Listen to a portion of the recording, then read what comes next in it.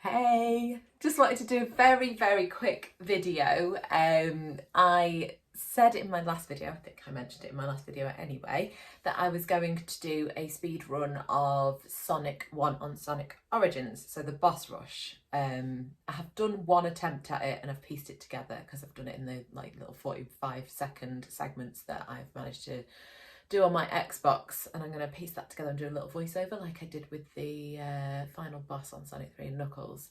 It's not the fastest time. I can shave some time off. I've not played it for a little while, so I thought I'll just see what I can do. I had a little incident in the middle, managed to get myself killed in the middle of it, but I managed to run it.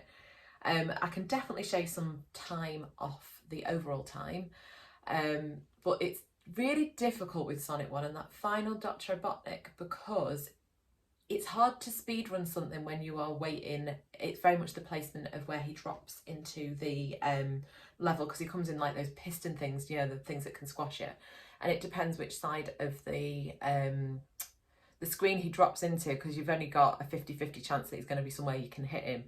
So if it's not in the right hand side of the screen where I sit, I'll show you in the video, you'll understand what I'm gibbering on about then. If he doesn't fall in one of those two, you're a bit limited as to how fast you can do that.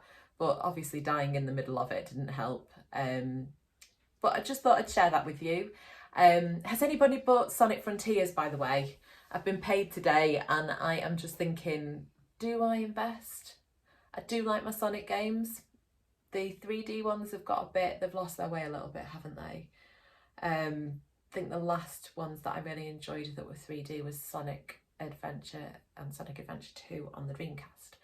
So the ones since then, I played a bit. Don't think I ever finished many of them, you know. I think I lost the fun in them. So I'm contemplating getting Sonic Frontiers, but I would like some steer from you guys. If anyone's tried it, the feedback's been a bit mixed from what I've read.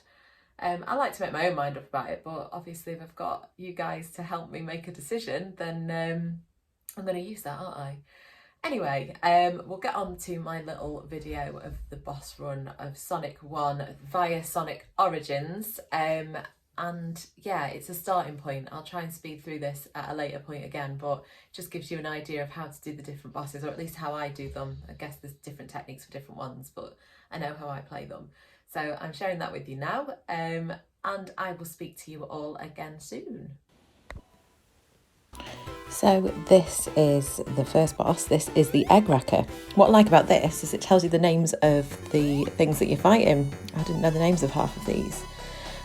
What you'll notice on this first one, for those I missed him then, what you'll notice on this first one is it shows that extra width that you've got on the screen from playing it on a wider screen than your traditional boxy little screen that we all used to play on when we were kids. Dead straightforward. You know how to do this one. I'm sure there must be a quicker way. Used to do this one with the invincibility that you'd pick up in the tree just before you'd run down here and kill him, so I'm not used to doing it the slow way, the old-fashioned way. There we go, that's him clear. Egg Wrecker gone. On to Marble Zone. That was quite a stressful one to play, wasn't it? This one, I think you do suffer a little bit from that tiny bit of extra width. I think the gap's a little bit further to cover. Again, it could just be my age. As I'm playing this one, I got a little bit more confident. I'm hitting him once a time here, then realised, yeah, I can actually hit him twice. So that's something I'm going to chop off for the next speed run I do on this. Try and save some time there. That is the Egg Scorcher gone. Now this guy, quite straightforward actually. Egg Spiker, I think this one's called. He'll come down and he just tries to take the block from underneath you on the spring yard zone.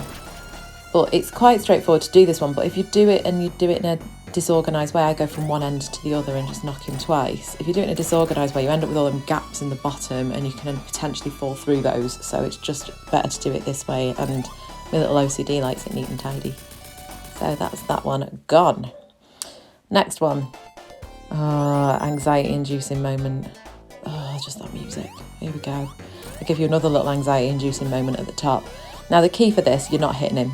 You're not having to hit him that standard 8 times that you would for most of the bosses. It is literally you are trying to get to the top of here. And the key is not to panic. As long as you have a ring you're okay. And even if you've not got a ring, you can still do this.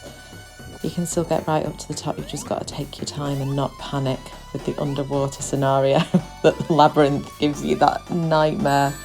Oh God. Yeah, I only just made this. And there it is, that whole anxiety inducing drowning noise. There goes the Eggmobile, he's down.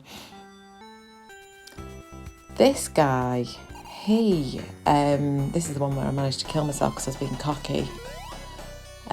Starlight was one of my favourite levels as well. Not a lot happens in it, I just like the music to it as a kid. But what happened here, if you watch, I forgot that they exploded and that was one of the lives gone. So started it again, 7 seconds in on this one.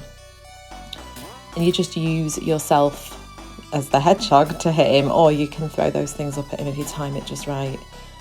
Yeah, there's not really a lot to explain with this one. You've just got to be careful of those exploding spike bombs as I demonstrated just a few minutes ago.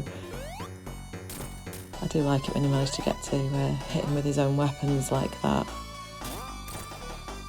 But he is quite straightforward, can be difficult. Again, I think those little seesaws are spread out a little bit more on this mode versus the original.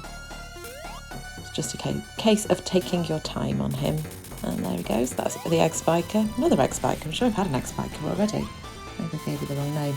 Anyway, this is the final boss. This is what I was talking about in the little video before. It's very much dependent on the placement of where he comes down in these pistons. Now, I always line myself up in the middle of those balls of light that come down and get you. I see which one's got the bigger gap, and then I jump straight up and then right, and then hope that he lands in either of these far right hand side pistons. There must be a better way of doing this. I'm going to have to do a bit of research, because I think if you landed in the middle there, you could go either way and hit him, but equally you are putting yourself in a position where you're going to get squashed. So this is the safest way of doing it, not the fastest way of doing it. I've sped through a little bit there. We're at 2 minute 15, so you can see this has taken like a third of the time of all of the others put together already. So yeah, I can definitely do better on this one. I've just got to figure out and get out of my old habits and try and find a different way to do it, really.